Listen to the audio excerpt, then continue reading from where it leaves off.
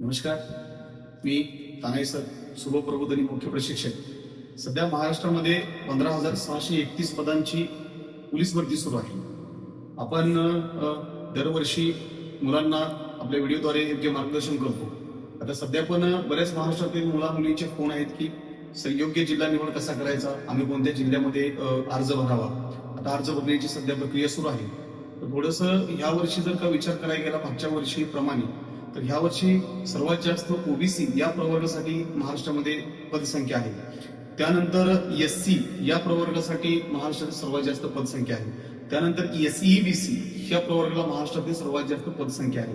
म्हणजे हा सिक्वेन्स ह्याच्यासाठी मी तुम्हाला सांगतोय की हा महाराष्ट्रामध्ये भरती करणारे जो काही संख्या आहे तो वेगवेगळ्या प्रवर्गातून अर्ज करत आहे.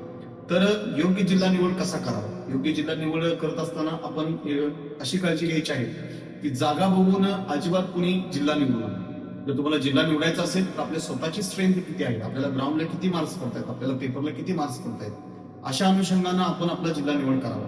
आणि त्याच्यामध्ये जर का आपल्या डोक्यामध्ये असं असतं सध्या की महाराष्ट्रामध्ये सर्वात जास्त जागा ज्या जिल्ह्यामध्ये आहेत त्या जिल्ह्यामध्ये आपण अर्ज भरावा. आता आपण बघितलं की मागच्या वर्षी महाराष्ट्रातील सर्वात जास्त जागा मुंबई शहरला होत्या आणि महाराष्ट्रातील सर्वात जास्त मेरिट मुंबई शहरच लागलेला आहे.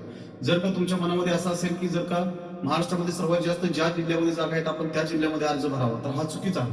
याचं कारण असं आहे की आपण आपली स्ट्रेंथ चेक करा, आपलं ग्राउंड किती मार्काचा आहे, आपला अभ्यास किती मार्काचा आहे, आपला मेरिट आपल्याला आतापर्यंत महाराष्ट्रामध्ये कोणत्या जिल्ह्यामध्ये आपल्या प्रवर्गाचं किती लागलं आहे याचा पूर्णपणे अनालिसिस करा आणि मग आपण अर्ज निवडा. खरं तर सध्या विचार करायला गेलं तर आपण बघत आहोत की ह्या वर्षी जो योग्य जिल्हा निवड करेल तो 100% ह्या वर्षी पोलीसमध्ये तिची निवड होऊ शकते. बरीच मुलं वर्ष 2 वर्ष प्रॅक्टिस करतात परंतु त्यांना योग्य जिल्हा निवडचा अनुभव नसतो.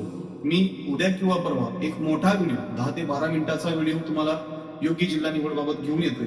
प्रत्येक जिल्ह्याला प्रत्येक कास्टचं अनालिसिस करतोय. फक्त आता सध्याचं जे काय वातावरण बघता मी एवढंच सांगू शकतो की जिल्हा निवडत असताना आपली स्ट्रेंथ विचारात घ्या, आपण ग्राउंडला किती मार्क्स घेतो विचारात घ्या आणि आपण पेपरला किती मार्क्स घेतो विचारात घ्या, आपली दोन्ही मिळून 150 पैकी किती टोटल होती हे विचारात घ्या आणि आपण जिल्हा निवडू. जागा बघून अजिबात निवडू नका जिल्हा. जय हिंद. भेटूया लवकरच.